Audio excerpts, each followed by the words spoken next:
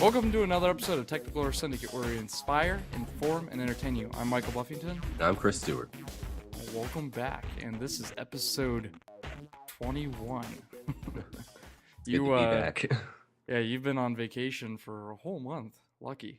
Yeah, the wife and I went to Disney World and visited family for Thanksgiving. Pretty good time. Yeah.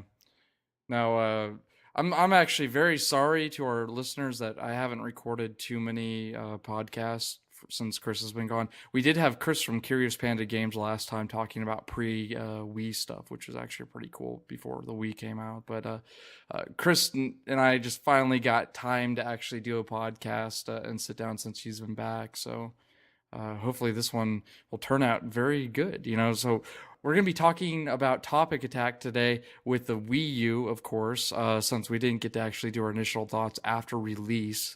Chris finally got one, actually. So, I did. Big stroke of luck. I found a guy on Craigslist selling one for about $400. He had the deluxe one, the 32 gig, and he had an extra Wii remote and the Mario game with it too. And so, which is not a bad deal for $400. So yeah. On Alan's Tech Corner, we're going to be doing a augmented reality on cars. Little discussion about that. TS review, we're going to be doing the Nexus 7 of Chris, right, Chris? Yep. We haven't done a tech review in a long time, so I'm pretty excited about it. Definitely. TES News, we're going to be doing game releases and news. But it should be a really good show, so stay tuned. Commencing Operation Topic Attack. Well, the Wii U, man. I bought it on release, and that was on the 18th of last month, November. Yeah. And you were still on vacation, so all you heard from me, on our text and conversations, I was like just talking nonstop about the Wii U. Yeah, pretty much. Not a week straight. All I heard about it was Wii U. Wii U, Wii U. But it's been fun to have this system. It's been the first system I've actually really enjoyed on release, honestly. Yeah, it's definitely very exciting. Like once I got mine, I pretty much immediately understood, why you were going on about it for so long. And it's kind of been the thing with Nintendo systems. Every time a new one comes out, like with the Wii back in 06, like it was, it's that fun, like discovery kind of thing, You don't really get that with Xbox or PS3. Yeah, definitely. Now, the Wii was the only system back in the day before the core consoles like PS3 and Xbox came out that I actually picked up, like, I think at the week of release. I didn't pick it up on the day because I didn't have the money at the time. Yeah. I mean, I was still struggling in my parents' house. So, but basically, I picked it up, and the Wii disappointed me. It really did for a Nintendo system. It disappointed me. It was cool. I got to play my Zelda, but that Zelda, Twilight Princess was actually on GameCube at the time as well. So, I think it actually came out on the Wii first, and then later on they brought it to the GameCube because it was originally going to be on GameCube. And I thought it came out at the exact same time. Pushed back because they put it on the Wii, and then they brought it out later on. I was there for the release night of the Wii with my buddy. And I remember them saying there was actually a few people that were not picking up the Wii that were picking up Twilight Princess at the same time. Yeah. So I think it came out exactly at the same time on release. I think. I'm not too sure. I think I was really drunk that night. And that's another story. But the initial release of the Wii was a little disappointing, but the Wii U, like I bought that, and it was just... I booted it up, and there's a day one patch, and I was well aware of this, and I knew the patch was going to take a while, so I just kind of, sat back, read a book, got on my PC and kind of chilled. And when after that patch was done, it took I want to say it took like 40 minutes. People were going on about, it's taken 3 to 4 hours, and I'm like, really? Like, what's your internet service, or what's going on with that? And come to find out, a lot of people were having router issues, and a few people were having uh, just slow internet speed that day, and the servers were also getting bogged down on Nintendo side. So I guess the closer you were to a server, it might be downloading faster. I guess Yeah, must have been a nightmare for you running on potato net in the middle of Idaho. Oh, actually, the my internet's pretty solid, so like it downloaded pretty fast. Like I said, it was like 40 minutes at most, and the pack was, I think, a little over a gigabyte. I'm not too sure, but or it was either a little over a gigabyte or under, but it was not that big, honestly. It just took a while to download for uh, how much traffic there was going through the systems in their Yeah. network. So Yeah, a lot of people were saying it was like a 5 gig update, but I guess no, it wasn't that it big at was all. not. It wasn't a 5 gig. I don't think it was, and it definitely, if it took me 40 minutes to download, it was not 5 gig. So Yeah. um, but basically they released this without that patch because that patch included all the extra stuff. The mostly the the emulator on the Wii U. There's a Wii emulator to play all your Wii games on there. Right.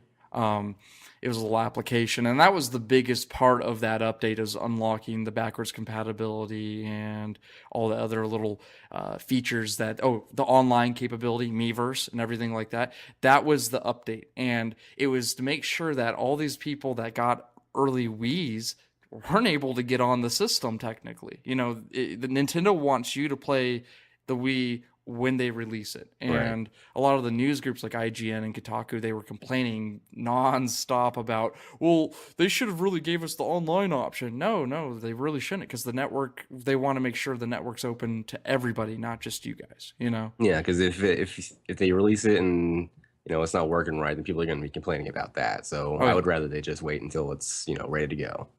And the funny thing is about the Wii release, and this kind of deals with that too, America was the first to get the Wii U, the first released Wii U system in America. Japan, they just got released just now.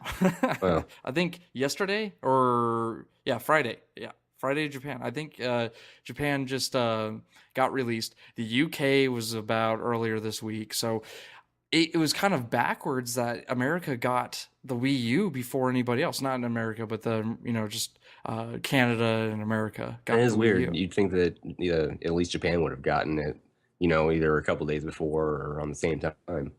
And maybe they thought maybe it would sell better in America, and it did. It sold in the first week. It sold, I think, what was the reports? It was like 400,000 units. Yeah, And and they're that's a saying that lot. that's not even as good as the first Wii, because that one first sold like what 600,000 in the first week Right. or something. But, I think it's still a pretty good turnout considering they were completely sold out after that first week. There weren't that many to be sold, so they kind of had a problem with it. It isn't correct numbers. Reggie was saying like it wasn't correct numbers for America exactly. They're going to come out with that later on, but it's pretty much accurate. Yeah, because I think they don't take it into account like online orders, like with Amazon and what have you. They take into account like brick and mortar stores, Walmart and stuff. Right. So that's what And they pay attention to. yeah, Reggie did say that they kind of questioned all the companies around America, what their turnout was and all that kind of stuff. It wasn't like it was like, hey, how many did you sell? So Yeah, and the thing is, they're running out of supplies due to the Christmas seasons. Like once people were finding out about the Wii U, they're buying it now. There was a lot of confusion whether this thing was just an upgrade to the Wii. I mean, the Wii U is fine. It's not my favorite name, but it's fine. It's just like the Xbox went from Xbox to Xbox 360. The Sony systems actually made it a little easier. It's PS1, PS2, PS3. It was a little bit easier to yeah, go on with, and the GameCube from the Wii was a good jump too, but I think the Wii to the Wii U wasn't the best jump for public eyes, for people that have no idea what gaming is or what their children really want. They're like, oh, you already have a Wii. No, I need a Wii U. Well, what's a Wii U? yeah. And I think that was probably one of Nintendo's worst mistakes they did, is not really advertising this correctly as the next gen system that they're coming out with.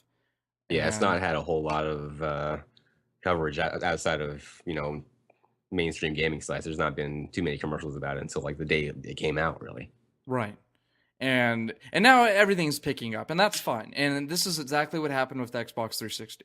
It took so long for it to pick up because Xbox wasn't the most popular system back in the day. It was PS2 at the time. Yeah. And I hate to say it, the only thing that made Xbox popular was Halo, you know? Pretty much, yeah. And, you know, a few other games. But, I mean, I owned an Xbox, but I didn't really know what an Xbox 360 was whenever they announced it, because I wasn't following Microsoft as much as I did, you know. And I think it's not as bad as the Wii launch, but it still has that name problem. You know, those companies had the name problems. It's like they could have just called it the Wii 2 and it might have been better. Or I think they actually should have went with Nintendo. I think they should have just went with the, you know, original Nintendo tagline for their console. Well, I don't know, because a lot of people, like with the NES, they just called it Nintendo, but it was called Nintendo Entertainment System. So True. I think just calling it straight Nintendo wouldn't really serve any purpose. Nintendo HD, maybe? I don't know. I don't know. They could have did a little bit better with the names, but you know, besides that, the system's great. I mean, my experience with the system so far has been outstanding. I've never been more connected to a console than I am. You know me, I'm a huge PC gamer. Yeah. I mean, I worship PC. I mean, I have a little shrine devoted to my PC with candles and everything. No, basically, like Chris from Curious Panda Games and me kind of like went through what our expectations are of the Wii and what we're, you know, really we're going to get for the Wii U in our last podcast. And having you here now, I mean, you didn't even know if you were actually getting a Wii U when it came out. You said that you might be getting it on tax return or something like that. So what are your kind of impressions so far from what you've played this week? Well, the gamepad is definitely a lot of fun to play with, like especially on like Nintendo Land that came with the deluxe system. I think is a really great kind of indicator on what their plans are with the gamepad, and I hope that the devs for other games will utilize it really well. Right. So yeah, Nintendo Land has actually been a pretty cool surprise. I mean, did you play a lot of the multiplayer games with your wife? Yeah, we played the Luigi's Mansion game, which is a lot of fun, and what else? We played the Zelda game, which is cool, and see, we did the Mario one too.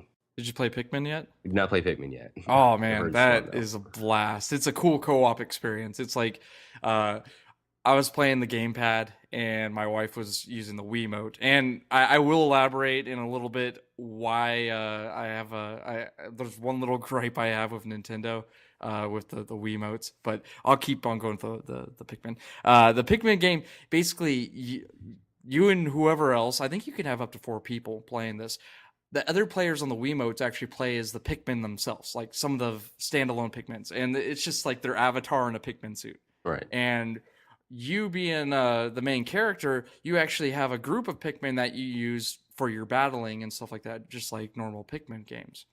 But your whoever's playing with you can actually hit the enemies and act like a Pikmin. But you can actually use the whistle and call over everybody on the screen, and they'll all stack on your head. Yeah. I mean, everybody that's playing the game with you in the room, too. And you can toss them at enemies, and it's kind of mean, but it gets the job done. And so you still have complete control over everybody in the room, which is kind of mean. But if you switch off on the gamepad, it makes it a little bit equal. But it's not like to, you know, grief anybody or anything. It's just like, it's a cool co-op experience. Like, oh, I'm going to blow the whistle. Everyone gather up, you know. And then everyone gathers up and you're like, I'm tossing everybody. Wah! You know. And it has a bunch of levels actually to go through. I mean, we were sitting there playing it for an hour straight, and we're still not done with the game, you know? Yeah. And Zelda's kind of the same way. You kind of go through it's a rail system, but you kind of go through the little dungeons and battle all the monsters, and you know, it's a pretty cool experience. Yeah, I really like the Zelda game. Like the person with the gamepad is shooting stuff with arrows, and everybody's got the Wii remotes, or they have sword and shield. It's pretty cool. Now, okay, what I was saying about the Wii remotes, I have one issue with it, and I came with this issue with Mario. I bought everything ahead of time before I bought the Wii U. I bought, let's see, I bought one Wiimote, a nunchuck, and then that's all I bought for pre-launch because I was expecting to play Mario with my wife without any issues.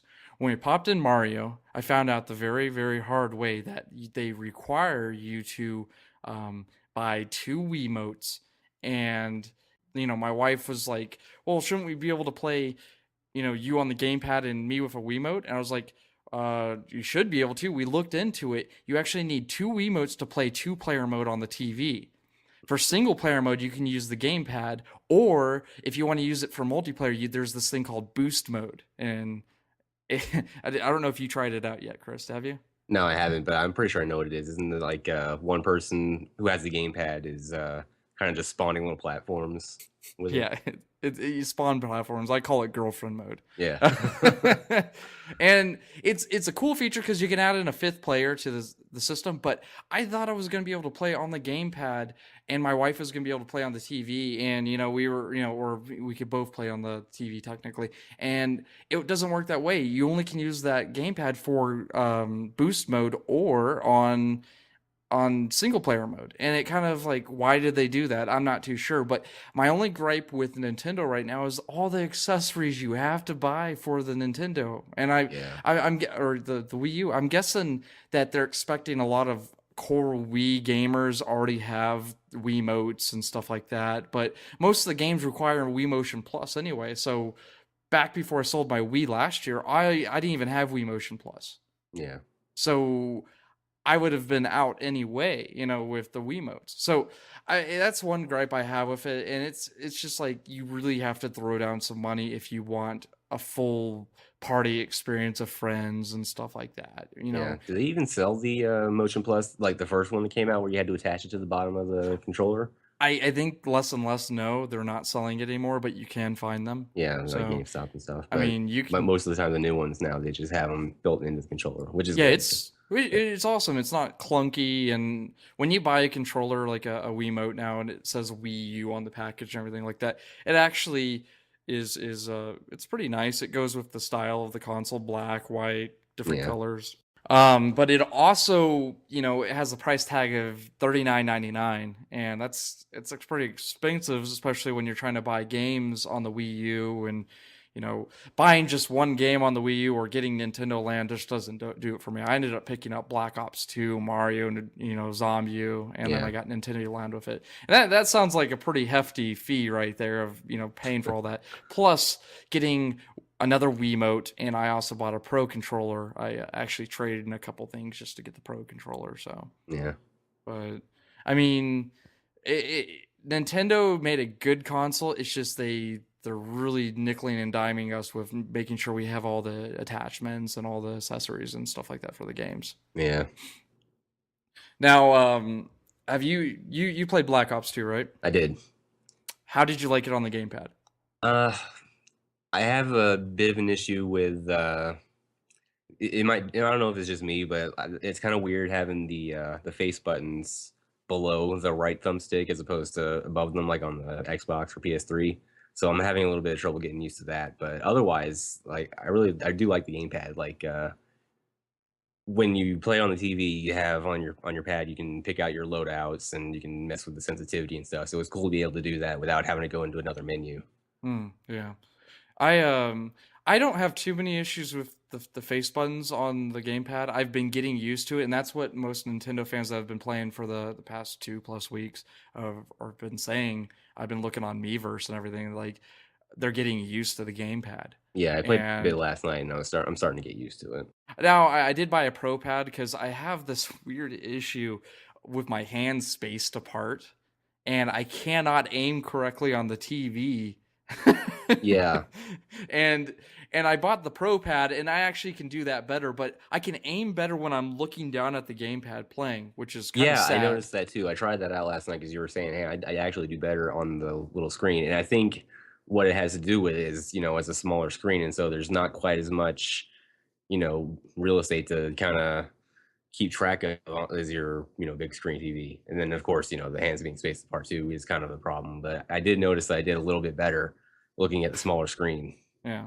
So it's just getting used to it, and which is it's fine. I do recommend getting the Pro controller for it if you want the Call of Duty experience from like Xbox and stuff like that. yeah, I mean, uh, graphically, that game is rich. It's actually the one of the better versions of the game, other than the PC copy, because nothing can touch that. But it's a good experience on the Wii U. There's a few things they need to update on it. You know, you on multiplayer mode, you can't just quit out to the dashboard of the Wii U. yeah, You have to back out to the campaign. It's like something that's locking it. They said they were looking into it. So yeah. You can't use the home button at all. So I hope they fix that because it's kind of annoying. yeah, and I mean, with every new system, there was always issues. I mean, look how far Xbox has gone. Yeah, I mean, yeah. They've gone through how many dashboard updates since they oh first man, came and out. every dashboard update is unique and awesome. I like it, you know. PlayStation, not too many UI upgrades. It's pretty much stuck to the normal, you know. But they've have improved a lot from what, you know, Sony did when PlayStation first released. And Yeah, honestly, the Wii U in a year is just going to be phenomenal. I don't know what they're going to do. They might implement just crazy stuff. They already have Miiverse on there. It's the first time you can have a social network attached to your gaming console where you can actually get on and act like it is a forum or a message board or whatever, you Yeah. know.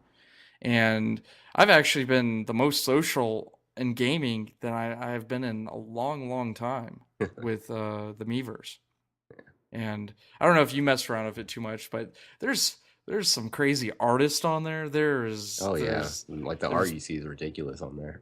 yeah, people are very talented on there, and it's not just about art. It's about postings like, how do I get past this? And you can post it as a spoiler, or you know, if you can post it as like just a normal post, and you can actually add screenshots into the games or the Miiverse as well. While you're playing a game like such as Mario, you can press the home button and go directly into Miiverse, and it multitasks and it dips into Miiverse while you're still running the game, and you can post a screenshot and be like, I love this level or whatever, you know. And it kind of just adds to this community, you know, uh, achievement, and it's cool. It's just really cool. It just shows like posting about your games and your experiences or screenshots of levels. Just it shows other gamers what you're doing, and it could actually help you out. Well, I don't know the code for this.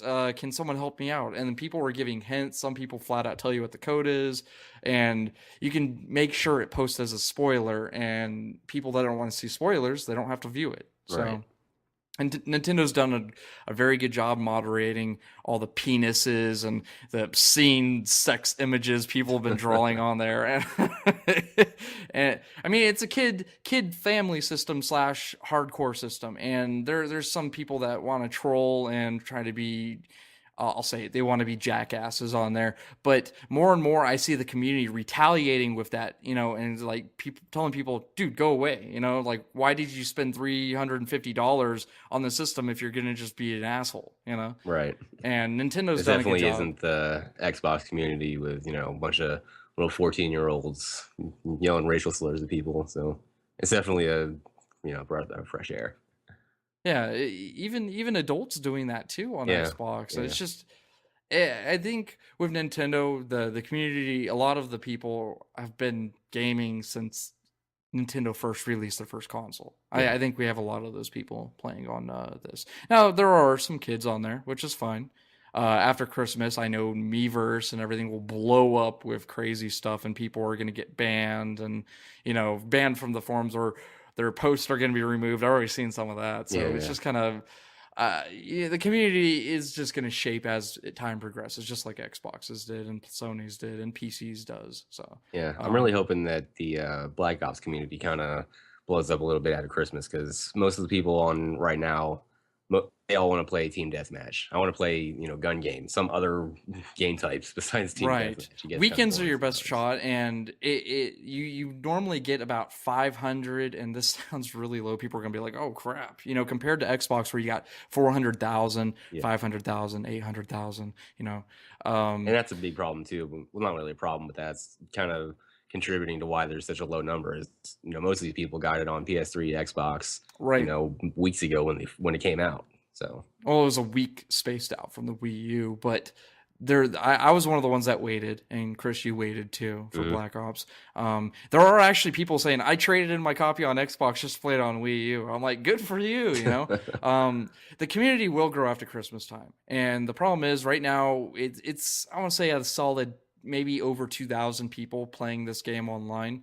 And this is with UKers involved too. I don't think Japan's got it yet, but I don't know if they're going to be playing with us. They might be on the same server, but we'll see. But I think it's worldwide P2P servers. Pretty sure. Yeah. I've played with some British people, and some of their latencies have been bad. Some of them have been good, and I think Triarch is actually trying to stabilize their game because they already actually redid some of the playlist, which is pretty cool. So, yeah. Well, enough about Black Ops. A lot of people probably don't want to hear about that. No. Zombie, I've had some good experiences with. I haven't played it hardcore. It is a fun game. Don't let reviewers, tell you not to play it. I will give one little piece of advice. If you like Dark Souls, Demon Souls, this is your game. Yeah. This is a game that is just like that, but it is not that long. It is apparently pretty short, but they do have like a hardcore mode where if you die, that's it, game over. Kind of similar to Diablo's hardcore mode where your character dies after you're done. Yeah. So, Zombie is a good game. I just I haven't played it enough to really say that it was worth my $60. And so far from what I've played, it's been okay. I just think there's a few things that they could have done a little bit better. Maybe on the next Zombie, they might actually do better. But I'll give it a say if you like Demon Souls or Dark Souls, it's a definitely worthwhile pickup. How are the gamepad controls on there? See, that I wish I could play it with a pro control sometimes, but I know the whole gimmick is you look down at your Wii U pad and you're scavenging, which is pretty cool. It's just sometimes I found the issue that it was a little bit slower than I wanted it to be to try to get out of a hairy situation such as zombies rushing you and eating your soul. So yeah, I've heard that the loading times are a little bit bad. So like when you're trying to leave a room, it takes a few minutes to load. Well, not a few minutes, but it takes a little bit to load the next area.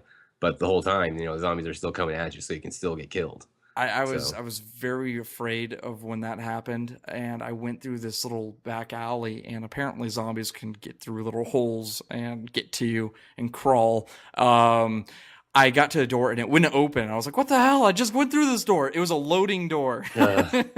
And I got through it, but the zombies, I tried boarding up an area and it didn't work. The zombies got through.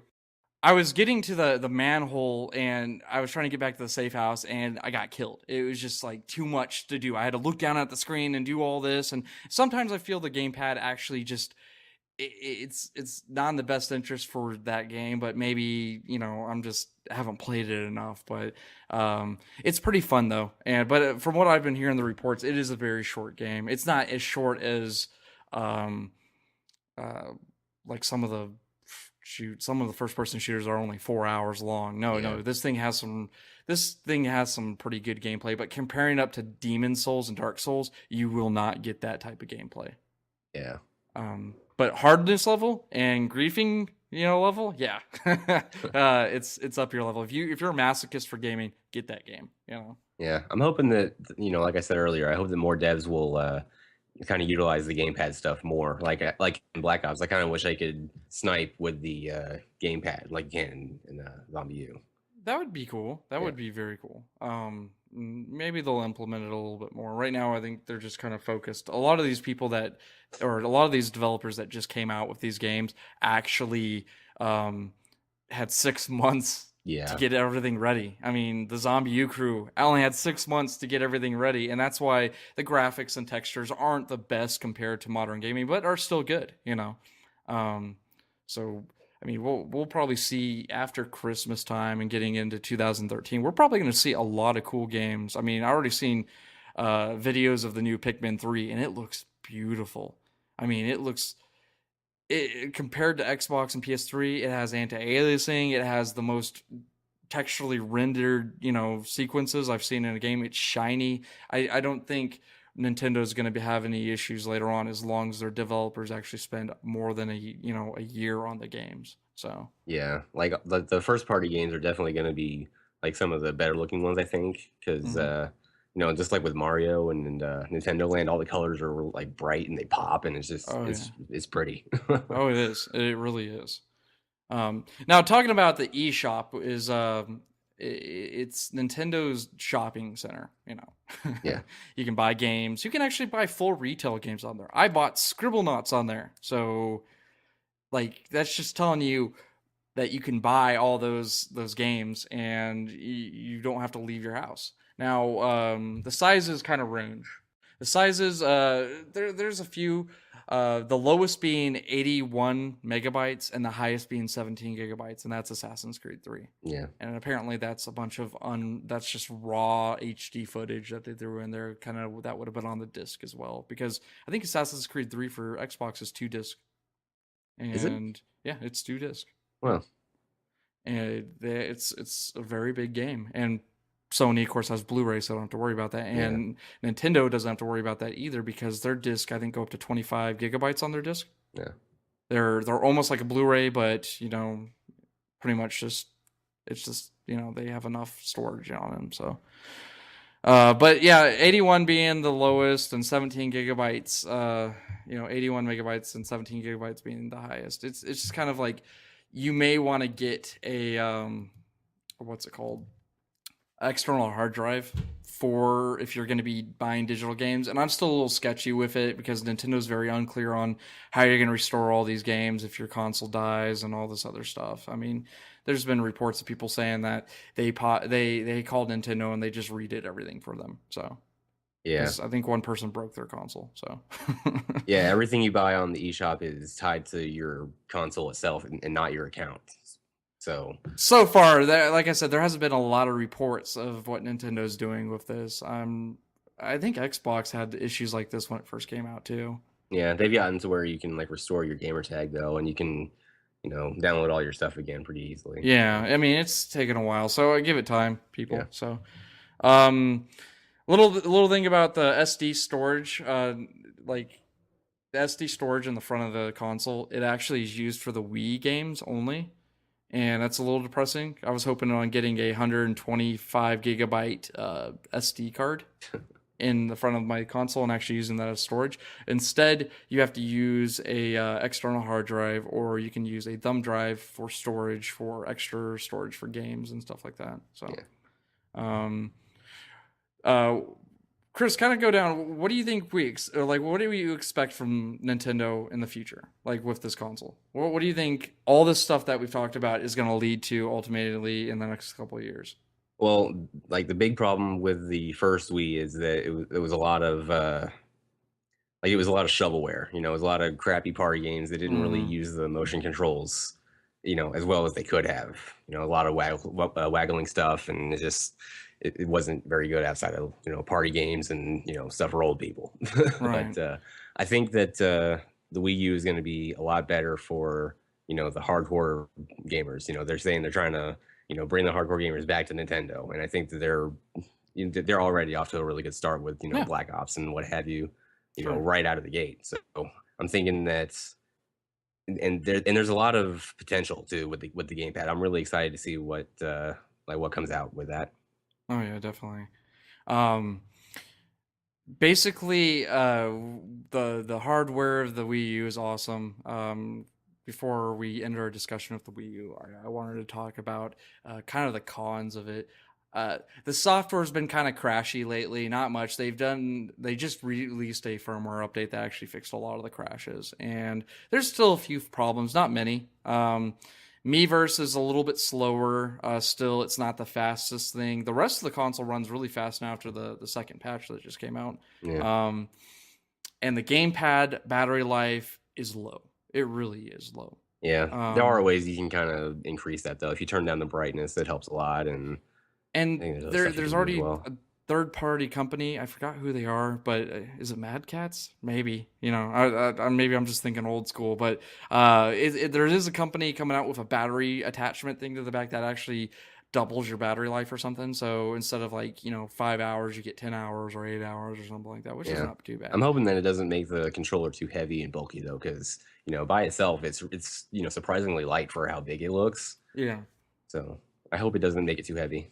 I've seen the battery door open on the back of the gamepad, and the battery in it is super small, dude. Yeah, it's like a watch battery, isn't it? Yeah. No. It's not a watch battery. It's like a little square. And the space around it is meant for another battery that can go in. So I think Nintendo's actually going to be letting you upgrade the battery life of those. I think it was just because they had to cut certain prices down on the Wii U to get it to $299 and $350. Yeah, $349. So I think Nintendo has some accessories that I don't really like, but if I can increase my battery life, another 10 hours or something like that, that'd be awesome. Yeah. I mean, the Wii Pro or the Wii U Pro controller, the little Xbox looking thing, it actually has 80 hours of battery life. I bought that a week and a half ago. I have not charged it since, and it's still on full battery life. Wow. Yeah. I mean, it's probably has 50 hours left right now. That's amazing. Yeah, I can't use my Xbox controller for more than probably 30 hours before I have to recharge it again. Oh, less than that half the time. I don't know what kind of battery they used for some of these things, but they're damn good. So I'm wondering what the gamepad's going to get maybe later on as a future upgrade or something like that. So yeah. And that kind of wraps it up for the Wii stuff. If you want to follow our YouTube, go on there. I've posted a couple things on there. I'm actually looking at getting a capture card, and I'm maybe doing Wii videos later on, Wii U videos. So, Alan's Tech Corner.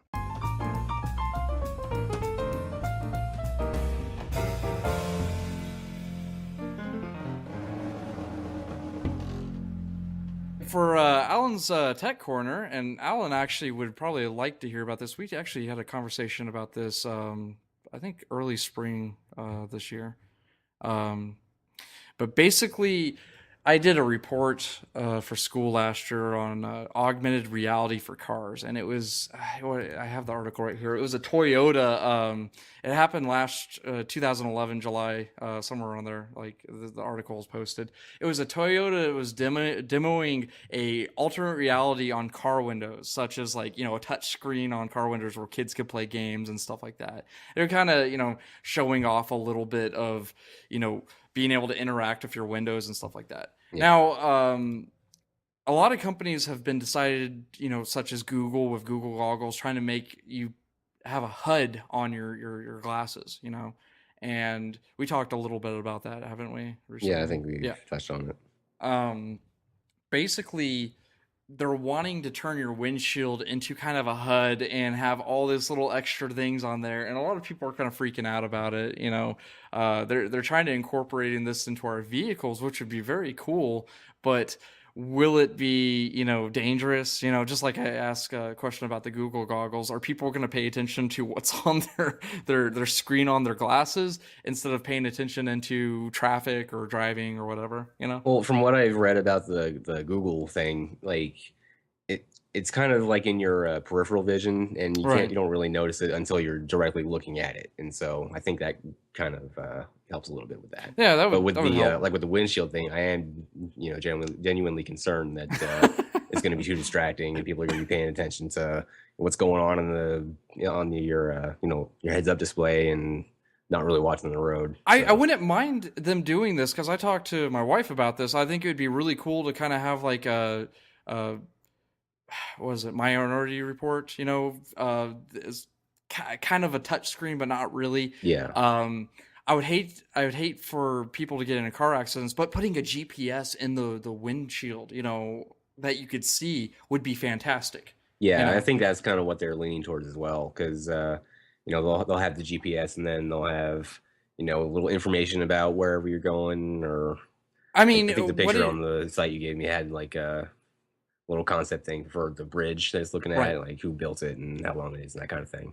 it would be fantastic to see arrows directing you on the street in front of you. You know, I mean, that would be awesome as long as it didn't destruct your vision of people in front of you and stuff like that. Yeah. Um, but I mean, if you're able to see, see that street up ahead, and they highlight the sign for you or something like that, that's where you need to turn. That would be fantastic. Yeah. Honestly, that's a stepping stone into technology that we're gonna have smart cars. I mean, we already have Google cars that drive around independently in Vegas and California right now. I imagine this would be the next step up for our vehicles into a field of, unlimited resource of how we would do things. I'm just worried, like, what if you get in a car accident? How much is that going to cost to get it to replace? That HUD on your screen. How much is that going to cost? I mean, your car already costs what, a good freaking 20 to 50 grand, mattering on what companies you go for. Yeah, and that's for like a lower end car. People buying Mercedes Benz and Porsches and that kind of thing. They're going to be breaking the bank. Yeah, 15, 12 to 15 being the lowest for a car, and once you get done, it's more like 15 to 20. And that's cheap. That's cheap for a car, which is insane, because it really isn't. But I mean, adding in this feature might be cool, but I do not think some of these companies are really thinking of what's going to cost, for the public to get their hands on. Most of the public is poor, state of the economy right now is not great. And do they think, are you going to spend an extra $20,000 on that, $20,000 car, so equaling up to $40,000 on, let's say an ultra reality, or an AR into your car for your windshield? I don't see that. Now, with Toyota, what they were talking about, the window, that would be kind of cool, but I still have the same problem with that window gets broke, or someone throws a rock through it or shoots it, or, I'm not going to say you're getting shot at, but, but I mean, this kind of like dips into, a pro and con area with what this could do. Pros, this could benefit us driving. It could benefit us, our safety. Don't you have in your car a camera that detects backing up in case? Yeah, I've got one of the backup cameras, and right. It's helpful, but you still need to kind of look around outside the actual windows, because it doesn't capture everything like from the sides. So if you just rely only on the backup camera, you're probably gonna end up backing into something. I'm kind of worried about that, people depending on technology too much. And you know me, I'm a big, I love technology. I love the next newest thing and stuff like that. But I also have my concerns that people are going to be focusing too much on technology with their cars and driving, that they're going to end up killing more people, and they're going to get into a crash because they're paying attention to the golden or the Bay Bridge, and and that's why I'm looking at the picture, and I was just like, oh, wow, the specifications are awesome, and and then bam, crash. I think it'd be better if they didn't go into all the detail, like the designer and all that kind of stuff, but the picture says the toll for this bridge is going to be $250 to $6. Right. Little stuff like that would be really cool. And a GPS overlay, and also how fast you're going on the windshield, because a lot of people sometimes don't pay attention to their speedometer. They don't.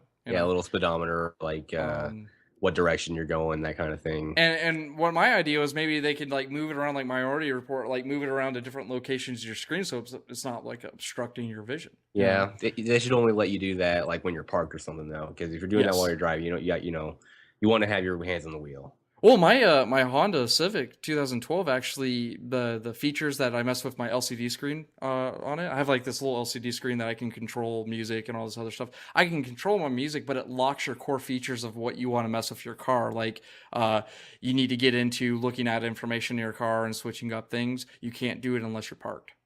Yeah, it locks all those extra features, and I guess that would be a good thing to do. But there's always those people that would probably try to hack their cars, the electronics, and try to unlock that feature so they don't have to do that. Not many people would go to the bounds of doing that, but if it was easy enough, then they would. So yeah, it's kind of the same thing with my backup camera that I have. Like, you can't mess with music or anything. It'll tell you on the screen, hey, use it after you're done backing up. And so it's kind of cool that they're aiming towards safety with it.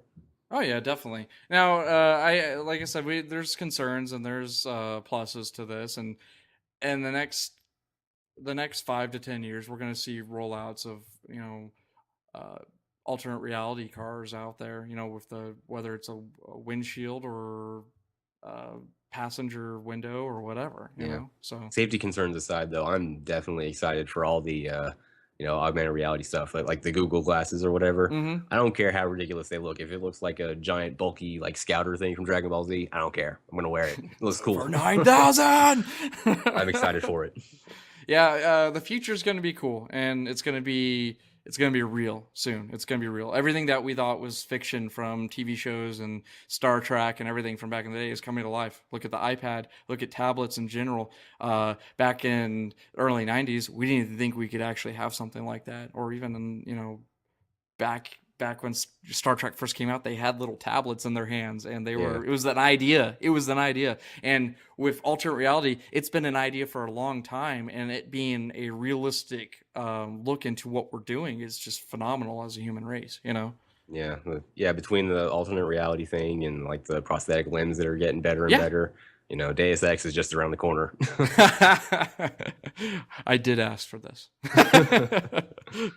Down for another TS review. So I recently sold my iPad 2 and I got myself a Nexus 7. And after playing with it for a few weeks, I can honestly say that I don't miss the iPad much at all. It basically does everything I needed the iPad for. It's got games and news, Facebook and stuff. And in a lot of cases, it does it better. The processor in there is a bit of a step up in power from the A5 chips in the iPad 2. So things just seem to be a lot smoother and faster on the Nexus 7. So it's got a 7.9-inch screen, which may be a bit of a turnoff for people who like the bigger screen on the iPad, but it's got a higher resolution. I love it. I'm not sure exactly what it is, but it's higher than the iPad 2 screen, and I'm pretty sure it's higher than the iPad Mini as well. But the games and stuff look a lot better on even though it's on a smaller screen. So cool stuff with that. And there's a bunch of cool little features on the Nexus that you'd have to jailbreak an iPad to be able to do them. Like with a lock screen, you can have it set to unlock by using the camera to recognize your face. Like you can even set it to you'd have to blink so that someone can't hold up a picture in front of the Nexus to unlock it. I thought it was pretty nifty. And being, Android, it also has the patterns you draw with your finger and the passwords, the PIN numbers, and that kind of thing. Something I do wish it had was the unlock feature with, like on the Microsoft Surface that they show off, where it pokes up a picture and then you kind of draw on it.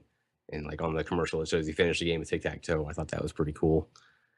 Give it time, someone's going to mod the software to do it. I mean, Android's open source, so anything's possible with it. Yeah. And so, I'm sure something like that's going to come around the corner. Because Android, you can mod it, all that kind of stuff.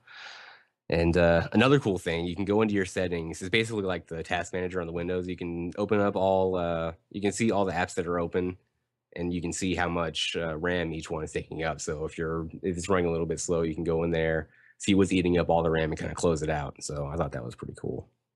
Yeah, I had that with my Android phone a long time ago. Sometimes it would get jumbled up, and some of the programs would start locking on it. I don't know how much they've done with the Google Store and everything to make sure some of the software doesn't do that with problems with updates and everything like that. But it seems like it's a little bit easier to manage your your programs. Instead of on the iPad, I have to X out of everything that you bring up, and there's a little scroll bar at the bottom when you bring it up. It's like double tap.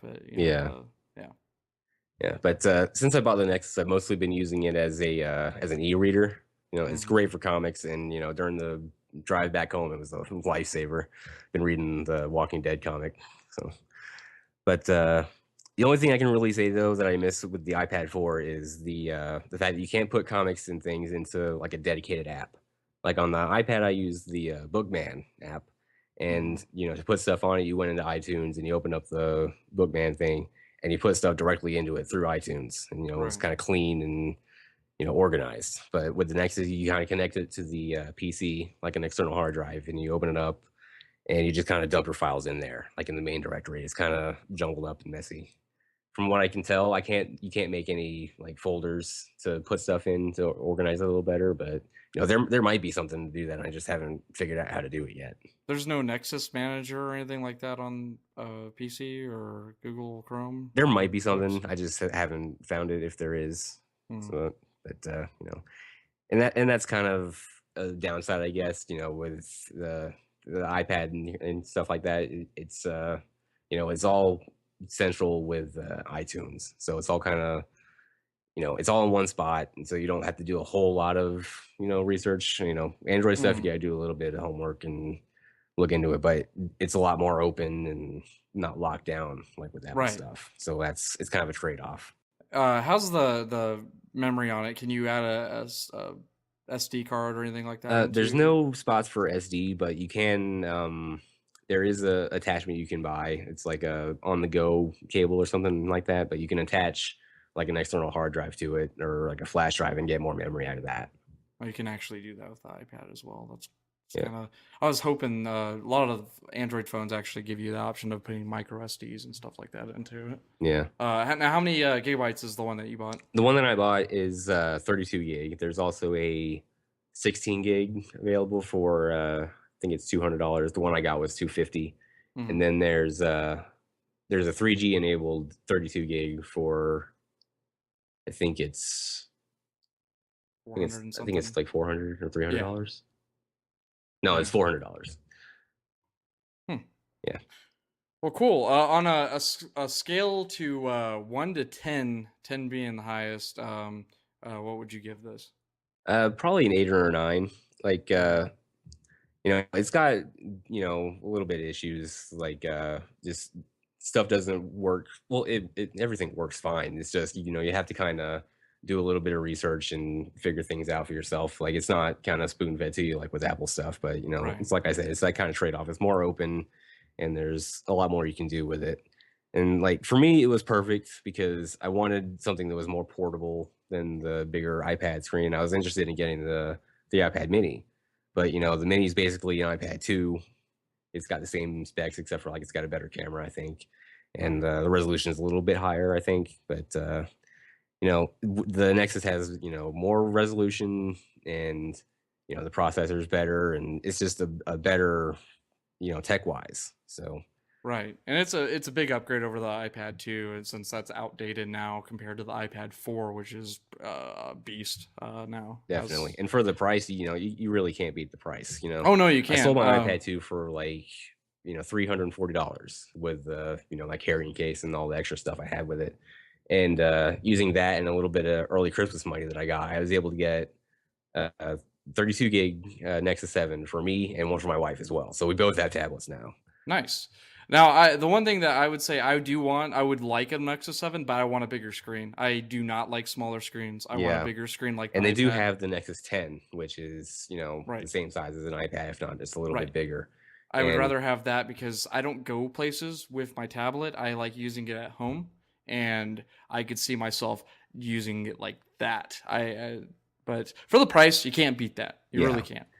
It's a good piece of tech. I would definitely go with if you're looking into the iPad Mini, for instance. I would definitely go into the Nexus 7 instead. It's cheaper, it's more powerful. Unless you just want the Apple. Unless your whole library, like mine, is focused on my iTunes account and everything I've bought. This is one thing I could say for Apple fans. You got to make sure that you're not losing a lot to go to Google software. Yeah, and that's something that I was a little bit wary of when I was getting rid of the iPad because I bought a few things. But most of the stuff that I bought, it's universal, so it goes toward the iPhones as well. And I'm not going, full Android. I'm definitely still happy with my iPhone, and I'm not going to be getting rid of that anytime soon because I have bought stuff and I don't want to lose it on there. TS News. All right, we got a lot of release dates announced, but first of all, we got Dark Souls 2, which I'm so excited for. Love the first Dark Souls, but there's no release date for that one just yet. But hey, you said we have a lot of release dates. No, Dark Souls 2 should be pretty cool. They showed a trailer at the Video Game Awards. Yeah. The Night Dude kind of looks like a medieval Boba Fett. I thought was kind of cool.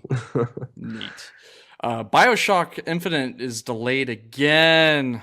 Oh man, I want to play it. Yeah, it's only another Um, month though. March 26th. It's the new March date. 26th. It's fine. It's just this game has been in anticipation, and it's people are getting wary about whether it's going to come out or not. It's just been in development hell for a long time. Yeah, it's mostly just polishing though. They're Yeah.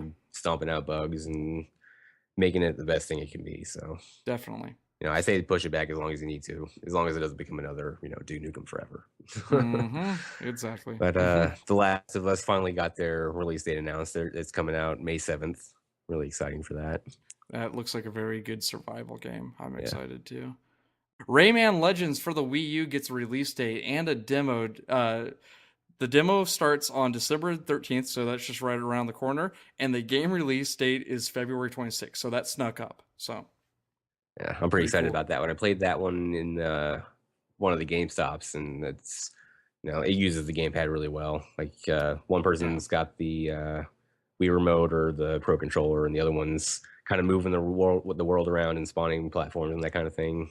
if you like Mario, it's kind of like Mario, but Rayman, but with a lot more extra features. Yeah, in you're a my lot more opinion. involved with the gamepad in that one. Yeah. Baldur's Gate Enhanced Edition for iOS is coming out on the iPad for $9.99, or is it already out now? It's already out now, so Yeah, so it just came pretty out. cool.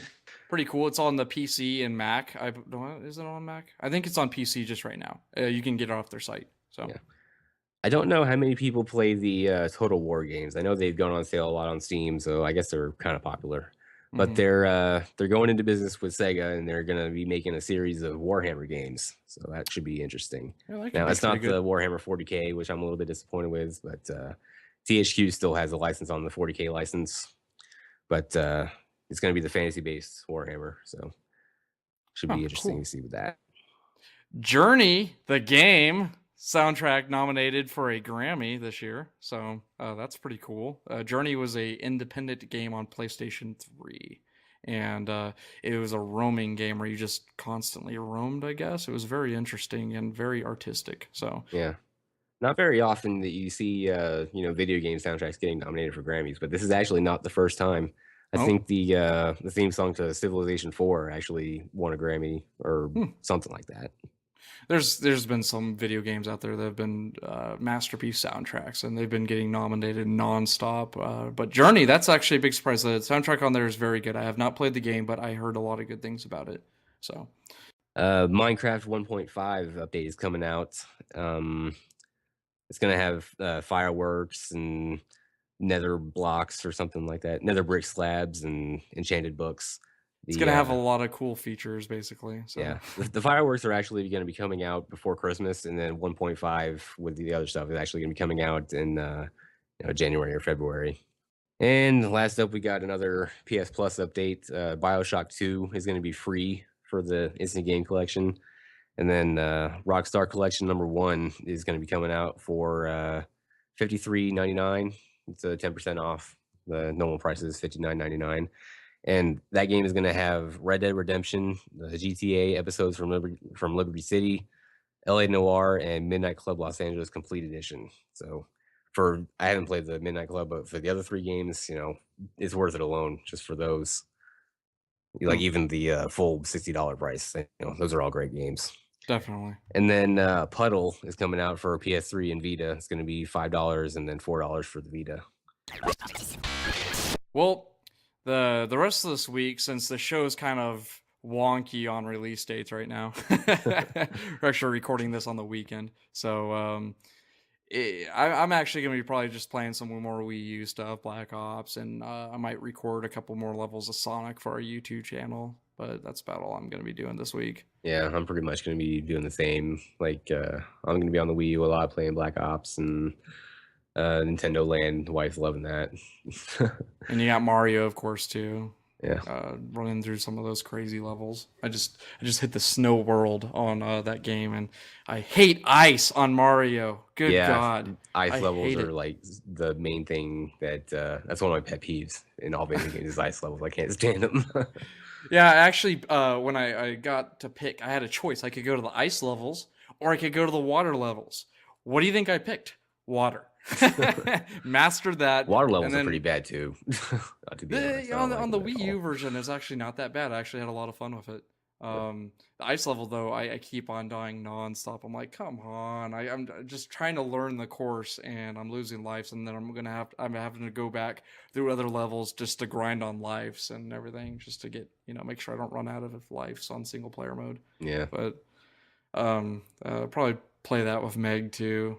She's been trying to play it, and Nintendo Land we're trying to beat Pikmin, so the Pikmin mini game. Yeah.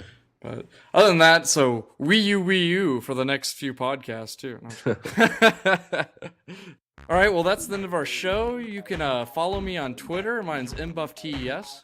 And I'm at CStewTES. You can also follow me on Nintendo. For my Nintendo idea, it is Enzo-Matrix. You can follow me. Not going to promise I'm going to accept any friend requests, but you can go ahead and do that if you want. Yeah, and you can find me at McFisticuffs is mine. I try to draw some Miiverse stuff every once in a while, so it's pretty cool. Post and whatnot. So, all right. Well, you can also like our Facebook and subscribe to our iTunes account. We also have a Steam group. You can join us for gaming. Thanks everyone for listening. We'll see you next time. Hope you enjoyed today's podcast, and if you have any rants, comments, or questions, please email me at techearthsyndicate@gmail.com. And again, that is techearthsyndicate@gmail.com. Until next time, this is Technical Earth Syndicate signing off.